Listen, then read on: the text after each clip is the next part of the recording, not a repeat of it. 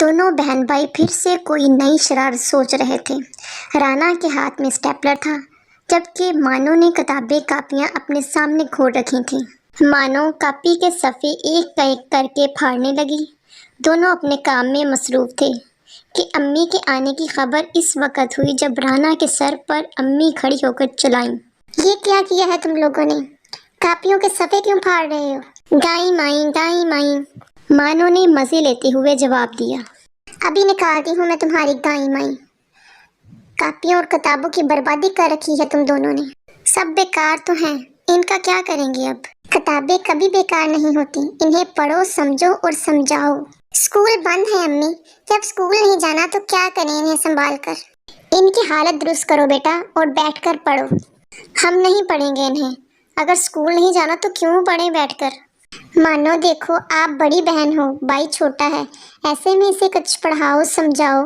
امی جان پڑھاتی تو ہوں، یہ میری کوئی بات مانتا ہی نہیں ہے۔ میں آپ ہی سے نہیں پڑھوں گا، یہ مارتی ہے مجھے۔ شکایتوں کی پوٹلی کھلتی جا رہی تھی۔ باورچی خانے سے شوں شوں کی آواز بلند ہو رہی تھی۔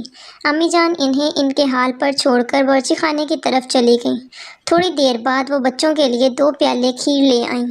ارے امی نے تو میری کھیر میں بادام ڈالے ہیں۔ میری کھیر میں کشمش نہیں ڈالی امی نے۔ میری کھیر میں تو امی نے تمہاری کشمش بھی ڈال دی ہے۔ مجھے نہیں پتا، میں کھیر نہیں کھاؤں گا۔ امی نے باورچی خانے سے واپس آ کر تنبیہ کی۔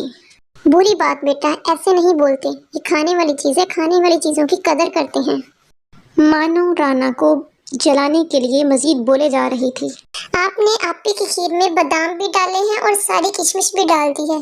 میری کھیر میں کشمش نہیں ڈالی آپ نے۔ بیٹا کشمش ختم ہو چکی ہے، بادام تھے اس لیے میں نے وہی ڈال دیے۔ اگلی بار بابا کشمش لائیں گے تو ضرور ڈالوں گی میں، اس وقت تو تم یہی کھا لو۔ امی نے دونوں کو سمجھانا چاہا، جبکہ مانو بار بار اپنے بھائی کو تنگ کر رہی تھی۔ ساری کشمش تو میری پلیٹ میں ہے، یہ دیکھو میں تو کشمش کھا رہی ہوں اور بادام بھی کھا رہی ہوں، لیکن تمہاری پلیٹ میں کچھ بھی نہیں ہے۔ مجھے نہیں پتا، میں نہیں کھاؤں گا، مجھے کشمش والی کھیر بنا کر دیں۔ دونوں بہن بھائیوں کی لڑائی سن کر امی تنگ آ چکی تھیں۔ تنگ آ کر امی بولی، تم لوگوں کو کیا پتا آج کل میں کس قدر پریشان ہوں؟ تم کو کیا معلوم گھر میں کھانا کس طرح بن رہا ہے؟ تم دونوں کو کیا خبر تمہارے بابا سیلاب کی وجہ سے دوسرے شہر میں پھنسے ہوئے ہیں؟ اس کی وجہ سے تمام انسان کتنے پریشان ہیں۔ شکر کرو تم لوگوں کو اتنا کھانے کو مل جاتا ہے، کسی کو تو اتنا کھانا بھی نصیب نہیں ہوتا، لوگ بھوکے مر رہے ہیں۔ وہ اٹھی اور مزید کچھ کہے اپنے کمرے میں چلی گئی۔ دونوں خاموش بیٹھے رہ گئے۔ دونوں اپنے اپنے رویوں پر غور کر رہے تھے۔ بابا کے گھر میں نہ ہونے کی وجہ سے دونوں امی کو بہت ستانے لگے تھے۔ اپنی منمانی کرنا، نت نئی شرارتیں کرنا، پڑھائی سے غفلت، امی کا ہاتھ نہ بٹانا، دونوں کو اپنی کوتاہیاں نظر آنے لگیں۔ انہوں نے ایک دوسرے کی طرف دیکھا۔ مانو اٹھی، اس نے دسترخوان پر رکھے کھانے کو ڈھانپ دیا۔ دونوں باہر صحن میں آ گئے۔ کیاری میں لگے پودوں سے موتیا کے پھول اکٹھے کر کے دونوں امی کے کمرے کی طرف چلے آئے۔ امی غمگین بیٹھی تھیں۔ دونوں بہن بھائیوں نے موتیا کے پھول ان کے سامنے رکھ دیے۔